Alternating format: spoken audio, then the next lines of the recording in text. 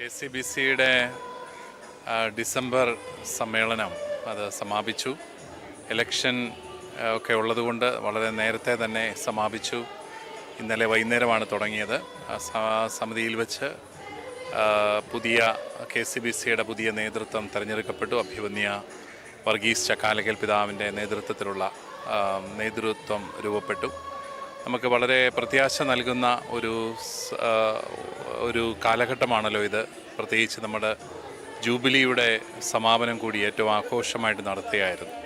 നമ്മൾ ഈ ജൂബിലിയുടെ സമാപനം വളരെ വിശാലമായിട്ട് ആയിരക്കണക്കിന് ആൾക്കാരെ എല്ലാവരും കൂടെ വരുന്ന ഒരു വലിയ വിശ്വാസത്തിൻ്റെ ആഘോഷമായിട്ട് നടത്താനായിരുന്നു ആഗ്രഹിച്ചത്.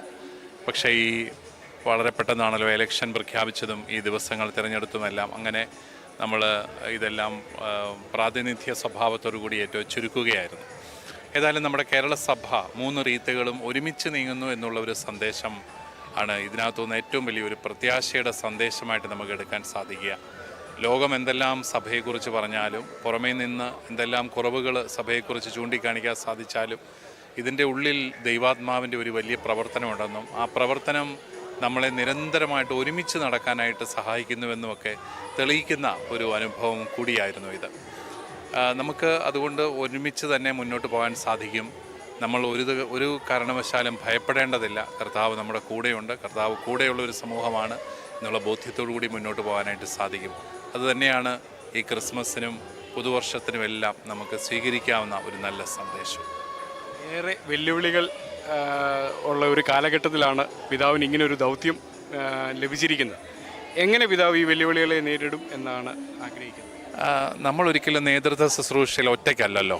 പിതാക്കന്മാരെല്ലാവരും തന്നെ അവരവരുടെ രൂപതകൾക്ക് നേതൃത്വം കൊടുക്കുന്നതാണ്. കേരള സഭയെ പൊതുവായിട്ട് ബാധിക്കുന്ന കാര്യങ്ങളിൽ മാത്രമാണ് KCBCയുടെ ഒരു റോള് എന്ന് പറയുന്നത്. നമ്മൾ സഭ നേരിടുന്ന വെല്ലുവിളികളെക്കുറിച്ച് പറയാറുണ്ട്. പക്ഷേ സഭയുടെ കരുത്തും വളരെ വലുതാണ്. നമ്മളങ്ങനെ ഭയപ്പെടേണ്ട കാര്യമൊന്നുമില്ല. ഇത്രയും സമർപ്പിതരായ വ്യക്തികളുള്ള ആഴമായ വിശ്വാസമുള്ള ഒരു സമൂഹം, അത് അങ്ങനെ അത്ര പെട്ടെന്നൊന്നും തകർന്നു വീഴുന്ന ഒരു സമൂഹമൊന്നുമല്ല. പിന്നെ വെല്ലുവിളികൾ എല്ലാ കാലത്തും വളരെ വ്യത്യസ്തമായ സ്വഭാവങ്ങളോടുകൂടി നമ്മുടെ കൂടെ കാണും. അതും ഒരു യാഥാർത്ഥ്യമാണ്. Thank you. എന്തായാലും പിതാവിന് എല്ലാ ഭാവങ്ങളും ഈ ചുമതലയിൽ വളരെ മുന്നോട്ട് പോകുവാൻ പിതാവിന് സാധിക്കട്ടെ എന്ന് പ്രാർത്ഥിക്കുന്നു.